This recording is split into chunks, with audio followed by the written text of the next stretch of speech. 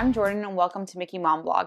Today we're going to be talking about Disney during COVID. So since Disney is open, we've been back twice. Once in October of 2020, and that was probably like 4 months after they had just reopened. And then we recently were there February 2021, about a week ago. So just keep in mind when you're watching this that things are changing constantly right now with Disney. A lot of things changed for us even from October to February. I think that we're going to start this whole thing off by starting with the airport. We drove in October, but we flew this past February. Just a few things I wanted to touch upon if you are flying and you're flying during a pandemic, how it is. And I know at the beginning they said they were very spaced out on the plane and everything. That was not our experience. We flew Spirit. It was so cheap though. We round trip, I think we paid $60 for each of us.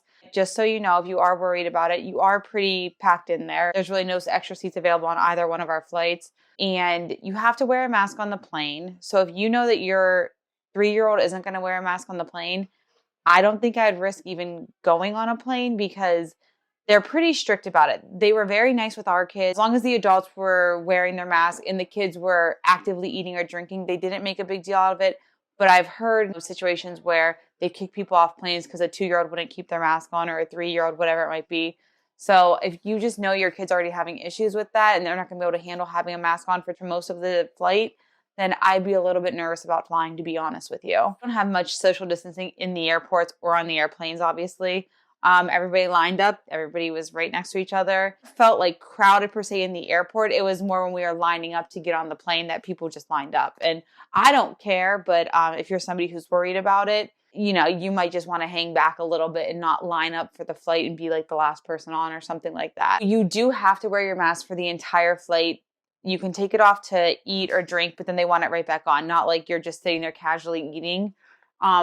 But they were lax with this with the kids, I have to say. And I was really appreciative of that because it is hard to keep a 3-year-old wearing a mask for 2.5 hours straight. It's hard enough to entertain them on a flight, let alone put a mask on them and tell them like they have to not touch it and keep it on the entire time. Flight attendants, I was very aware because I was so nervous about getting yelled at for not wearing a mask or anything. I kept mine on the whole time. Again, there was a couple times I took a sip of water or, had a bite of something. But for the most part, I kept mine on the entire time.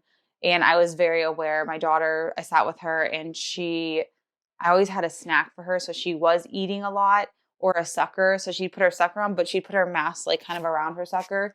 And that they didn't have a problem with. She never got yelled at. The older two, I did hear them say a couple times say, pull your mask up or something like that. They were nice about it, but they were definitely more lenient with her because she was younger. And again, if even the older ones, if they were eating or drinking, it was okay. But it was more like you couldn't just drink and then just be sitting there with your glass and they're going to say, pull your mask back up. So just keep that in mind when you are booking your flights. If you don't think that your kids can handle it, you might want to drive instead if that's an option. So I would suggest bringing snacks and suckers, things like that for the airplane. The kids' ears pop all the time, so I like to make sure that they have suckers with them. Keep in mind, if you're in an airport and you plan on eating there, it's hard to find restaurants open in the airport also. I think that people aren't flying as much and there's not as many flights, so they're just not opening all the restaurants. Not that you couldn't find one, but it was hard even in Orlando airport. The food courts were open, but if you wanted to sit down and eat, if you have a long layover or something like that, just maybe look up what is open in that airport specifically if you did want to sit down and eat a meal instead of just doing a food court thing. So currently you can still get on the Magical Express for this year, and then they are going to cancel it. But they are not taking your bags right now. We would normally just get our yellow luggage tags and then check our bags when we got there, and then we wouldn't see our bags again until we got to our room in Disney. Now you have to get off the plane and you have to get your own bag and bring it to the Magical Express. The line to get to the buses, though, was so long when we got there. We kind of stood in this long line before you even get checked in for the Magical Express. Probably took, 15 minutes maybe. And then once we were through there, they put us in the line for Animal Kingdom Lodge. And then from there, we made it maybe 5 minutes, something like that. And then we got right on the bus. And we were the last people on our bus. So I assume maybe that whole line doesn't start moving until the buses are there to alleviate some of that. So once you're on the bus, they do separate you. Parties are not close to each other. So we were the last people on the bus and we were at the very front of the bus pretty much. And it was easy. And then when you get off the bus, you just get your bag like normal. And before you get to the hotel, you want to do online check-in. And then when you get there, you don't go to the front desk at all. You just go right to your room unless you have a problem or you have a reason to. but then you can just go right to your room. Now, because the resorts aren't so full, and again, this is my experience of being there in October and February. February is always not very crowded, and we were there right before President's Day weekend. So keep in mind, a holiday weekend or a holiday in general, you might not find this to be true. But you might want to go up to the front desk even and see if you can upgrade your room, or is there a room closer that you liked? If you have a problem with your room, go talk to them, because there's a lot of rooms available right now. There's not as many people there. The resorts aren't as full. So they have the ability to kind of move you around. So it can't hurt to ask for an upgrade, and it can't hurt to ask for a location that you prefer. We had great locations this trip. So this is something you want to do even not during COVID, but I highly recommend ordering your groceries and doing it ahead of time because of COVID. It doesn't seem like there's as many delivery people available. So I tried to order as soon as we landed. I did a whole grocery list on Instacart and everything, and there were no deliveries available till like the next night. So I wish I would have done that and just scheduled it out to be, we landed at, I think 4 o'clock or something like that. I wish that I would have scheduled a delivery like the day before for that night at say 6 o'clock. Because as long as you allow yourself from the time you get off the plane to the time you get to your resort, I would give myself 2 hour leeway. It probably isn't going to take you that long, but just to be safe, because you don't want your groceries to get there and you not be there. They will charge you to hold the groceries now. I would definitely do that if you plan on ordering groceries. Do it ahead of time and have it all set up and ready for when you get there. A lot of questions about the pools right now. And we have actually done most of our pool time this trip more than we ever have, because it was a nice break from the mask. You don't have to wear your mask in the pool, obviously, when you're like on your lounge chairs or wherever you're sitting at a table. You don't have to wear your mask. I didn't see anybody wearing them walking around except for the Disney cast members. I didn't hear them tell anybody to put a mask on while they were walking around the whole pool area in general. So if you are skittish around people who aren't wearing masks, I would probably recommend not going to the pool or just staying in your own little section by yourselves. And then when you're done with your seats, you're supposed to flip the chairs forward so they know to come clean them. And they were very vigilant about cleaning and everything. So if you do plan on doing pool time, just make sure your pool isn't going through any renovations or anything when you're going to be there. Usually in the summertime, they don't ever do renovations on any of that kind of stuff. But I know in the wintertime, I think Stormalong Bay at Yacht and Beach Club is coming up. They're going to renovate that one. So just make sure you check if the pool is really important to you. Just make sure that they're not doing any renovations or anything, and you'll be able to use it. But I definitely think you should take advantage of pool time, especially during the summer. But wearing the mask all the time is just a lot, especially for the kids. So they really enjoyed the pool time where they just could relax and not have to worry about it. And so did we. The other thing I wanted to mention, and this kind of goes hand in hand with the whole Instacart thing, it is very hard to find food at your resorts. We stayed at Animal Kingdom Lodge for our first 2 nights, and then we switched to Boardwalk for the rest of our trip. Kingdom Lodge, it has Jumba House and Kidani, and there was hardly anything open at all. I was just surprised that there was really nothing open, and everything closed really early too. Some places were open for breakfast, but even the quick service there, I think it was 6:30 that we were going to look for food, and there was nothing. So I would definitely take advantage of things like Grubhub, Uber Eats. But again, if you can get a room, get a villa, upgrade to a villa and have actually a full-size fridge and a little kitchen, that'd be your best bet. And you can just make some food. It saves you a ton of money, and it's just more convenient than having to run around looking for food around the parks and stuff. And you could go to Disney Springs. That was an option. We could have done it, but it's a lot with the kids we flew in, we got there, everyone was tired. You didn't want to have to go get on a bus and do all that. So take advantage of your phone during all this though. You have your My Disney experience. You can see what's open and what's not right on your phone, or what has availability. A lot of the quick services too, same thing. You're going to have to schedule it out. So you just really want to be prepared for all that as far as food goes, because to me, there's nothing worse than hungry adults or kids on a vacation. So keep that in mind, that it is hard to find food. So you're going to want to check before you go and you're staying at your resort what is actually open. And a lot of them are working on limited menus. So it's fine for 1 or 2 nights, but every single night, if you come back and you're hungry and you want to eat at your quick service, are you going to be sick of that food already? So just keep these things in mind. And I have a few places too that we ordered food from that were really good. As far as being at the resort, you have to wear a mask the whole time, everywhere you're at. Like I said, the pool was the exception, but even at the fitness center, there were signs everywhere that said we had to have our masks on the entire time we were in there. while I was running, I did pull my mask down because I just could not run with a mask on. It was so humid and I just couldn't handle it. So I did pull it down. There was nobody in there with us. It was just me and my husband really. And someone came in at the end, but I put it back up. But I think just be respectful of people.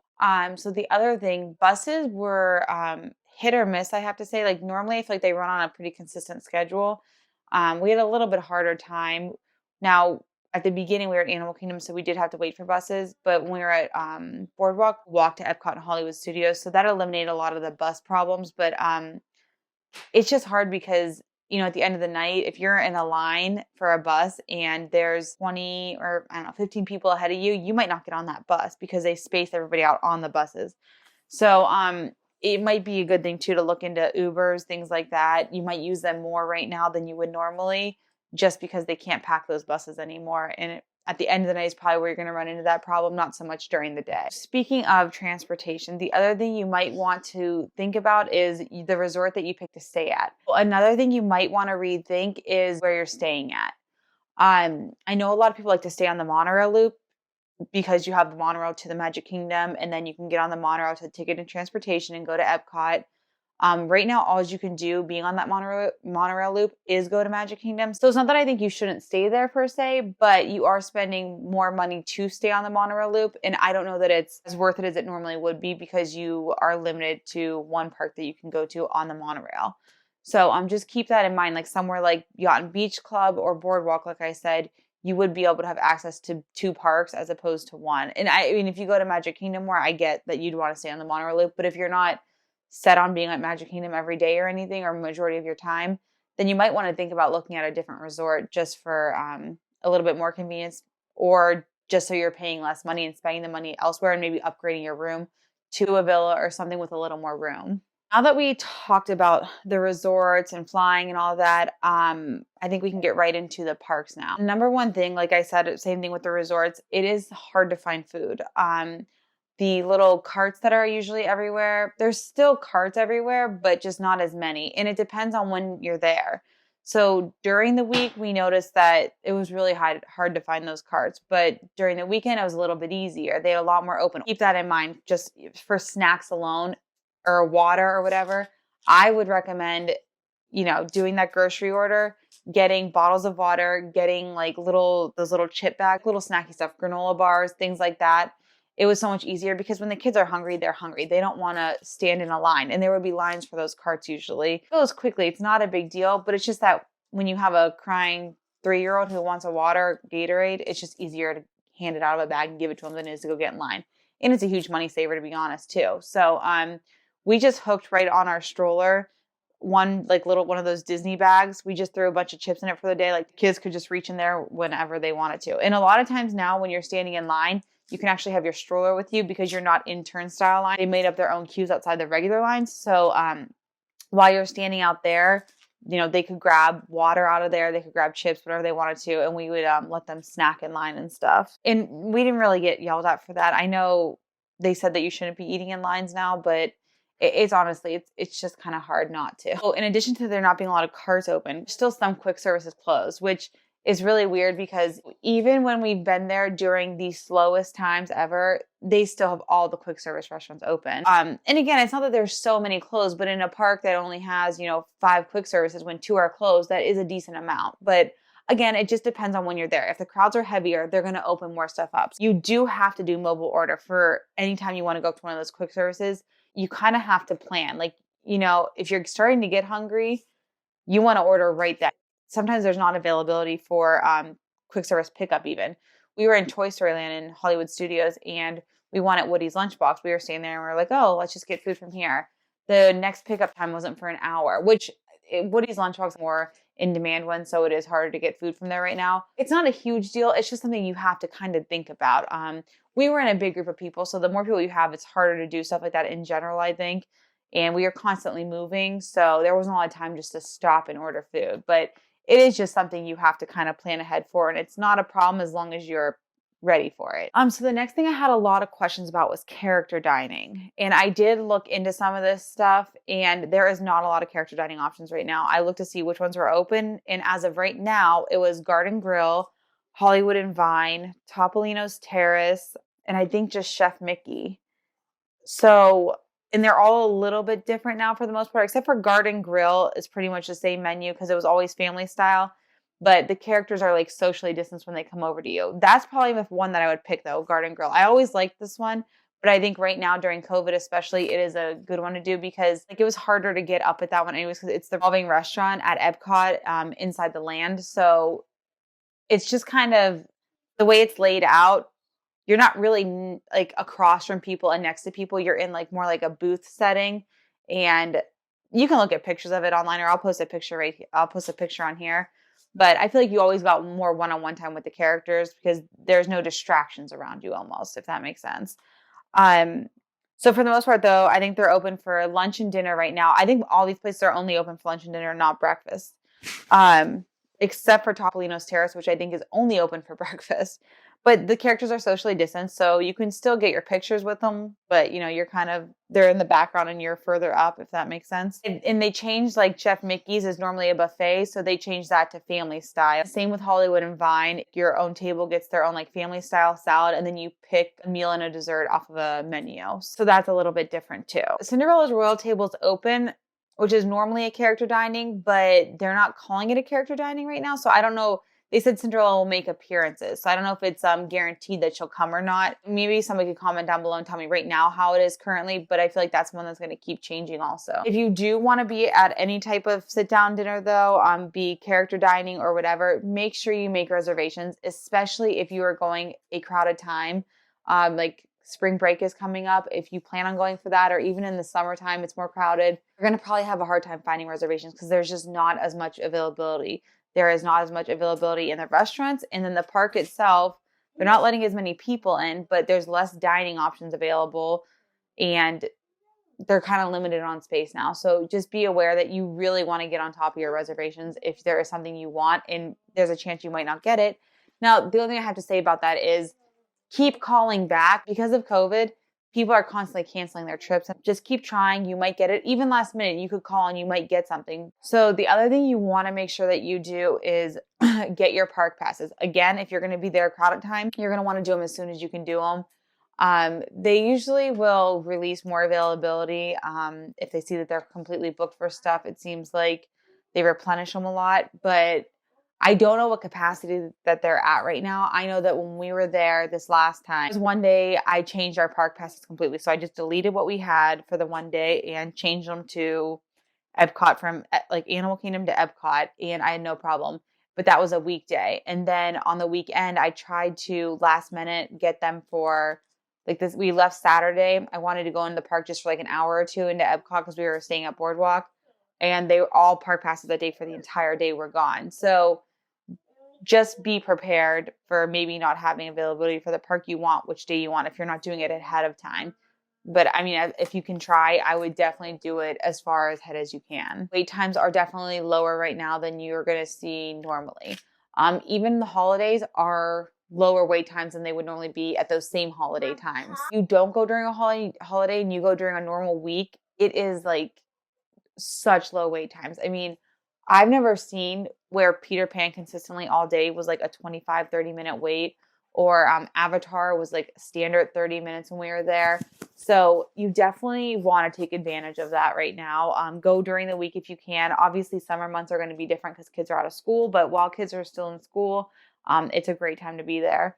Also, it seems like they overestimate the wait times a lot of times.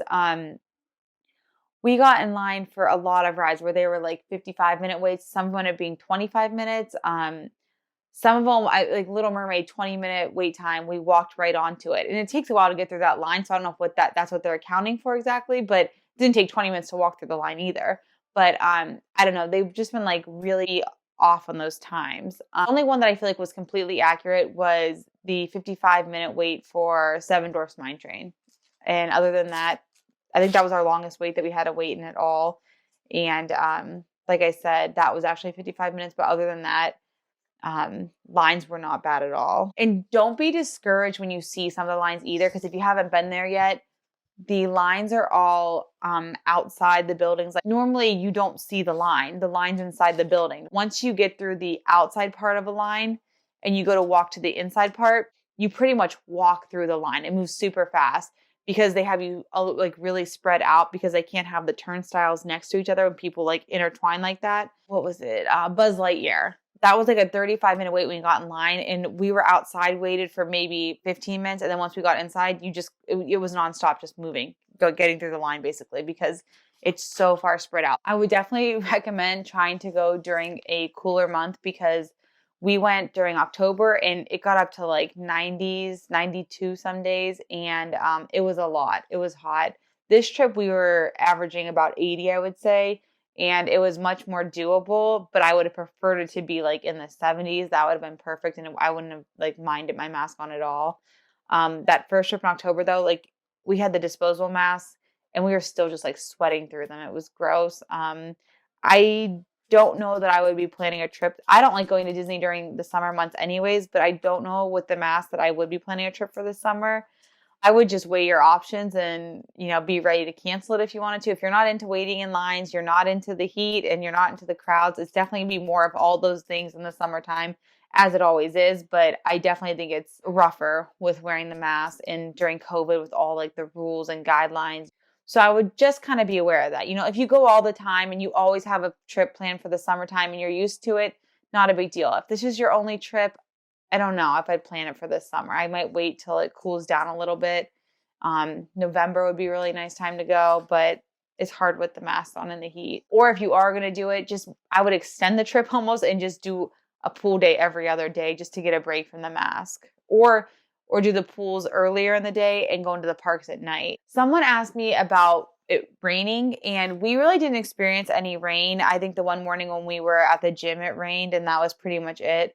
But I would just bring raincoats. I mean, there's places that you can go. There's the relaxation stations in Hollywood Studios. They now moved the relaxation station to the Indiana Jones show.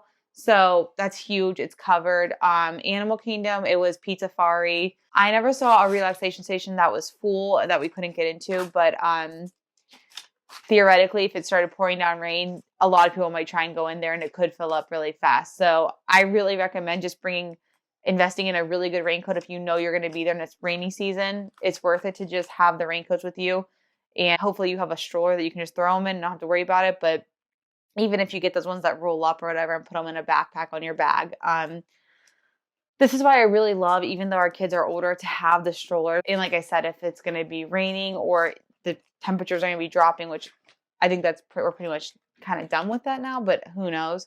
Then you might be okay if you don't need to bring all that stuff. We used it for mostly like throwing the raincoats in and the waters, the snacks, everything like that. We just didn't have to carry it around. It was so nice not to have to carry it on your back the whole time. So whenever we go, we always use Simple Stroller Rental, and you can use code Mickey Mom for 5% off. We got the B.O.B. dually stroller last time. So if you do have bigger kids, I actually like that one better. And normally we get that City Mini double stroller, GT or whatever it is. And my husband said that the B.O.B. was way easier to close up real quick, and he preferred it than the City Mini. The City Mini was smaller in size, kind of easier for maneuverability. So I like the City Mini because of that. But I don't know, with the kids being bigger, I actually think I am on his side, and I think I would pick the B.O.B. So I definitely think it is worth it to have the double stroller. And the other thing is, our two older ones would sometimes sit in it. My little one would do it all the time, but they would sit in it. And I noticed that when they were sitting in there, if they were eating or drinking and we were pushing them in the stroller and we pulled the sunshade down, they couldn't see them. So I figured that out kind of halfway into the trip. And I would give her sippy cup, whatever she needed a break from the mask, and we needed to start walking and moving. I would just throw her in there and let her drink her sippy cup, and nobody ever said anything to us. I don't think they could see them, to be honest, because the sunshade comes down pretty far. So I would just let them lean back in there, and it gave them a nice little break, and they weren't cranky or anything. I think it's hard when you have to keep stopping because your 3-year-old wants to take a sip of their drink and pull down their mask every time. Some of the places, Epcot was the most lenient. Some of the other parks, like Magic Kingdom, they would constantly be telling them to pull up their masks and everything. Or like someone actually told us we had to stop because she was drinking out of her sippy cup. And I didn't even know she was drinking out of her sippy cup. But I kind of do think that's a little bit unrealistic when you have kids that young and you don't know what they're doing when you're pushing them in the stroller. And they weren't mean about it, but I think it's just unrealistic to have to stop every time your kid wants to take a sip out of their sippy cup. So That's when I started pulling down the sunshade and just letting them like lay back in there and no one could see them. So that's another reason that I would probably be renting a stroller. It just makes things a little bit easier as far as that goes too. Now, as far as the kids go, my kids were very good about wearing their masks. My son and my niece are used to wearing them all day in school. But even my 3-year-old daughter, who isn't in preschool and doesn't have to wear a mask or anything, she had no problem wearing a mask. Again, like she would pull it down to eat and drink. And sometimes she'd just forget to pull it back up. But other than that, as long as we told her to put it back up, she had no problem with it. The thing that I would definitely recommend getting were these little chains, and I'll show you guys a picture of them. But they were little chains and they hooked right onto the mask. And when they would take their mask off, then it would just hang around their neck. So you don't have to worry about them losing it, because I saw so many kids and so many masks, like little kid masks everywhere when we were there. I'll put the link below. So the other thing that you can do now is park hopping. A lot of people asked me if it was worth it to get the park hopper on their tickets. I would say yes, but if you go to Magic Kingdom, that is without a doubt an all-day park. You might even need an extra day there. So I guess it depends how many days you're going for.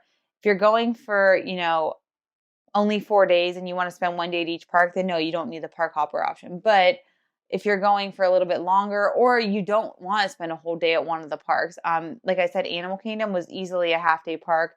They're only open till 5 right now when we were there. So there's no way we could have been at Animal Kingdom all day like that. There was just not enough to do. So what we did was split Animal Kingdom, and then we went to Epcot later that day I think we actually went back to the room for a little bit, then we went to Epcot. So you do get through things a lot faster because the wait times are a lot lower. Epcot was another one that I didn't think we needed much time as far as rides go. We like to just walk around the World Showcase, so that alone could be, half a day. So Epcot could easily be a whole day. It just depends on how you like to spend your time at Epcot. We can do the rides and we can do the World Showcase, no problem in a day. Hollywood Studios, I feel like you could definitely spend a whole day there. I just personally like the option of park hopping, but you can always add on the park hopper option. So you can park hop after 2:00, which I felt like most of the parks we are almost, with the exception of Magic Kingdom, I felt like we did most of what we wanted to do by 2:00. And again, we were there at a time when there was low wait times. You might be there where wait times are an hour for some of the rides. We didn't have that problem. So a lot of times we did, like I said, Magic Kingdom was pretty much a whole day there. But then there were some days where we would go to like Epcot earlier and then go to Magic Kingdom after that.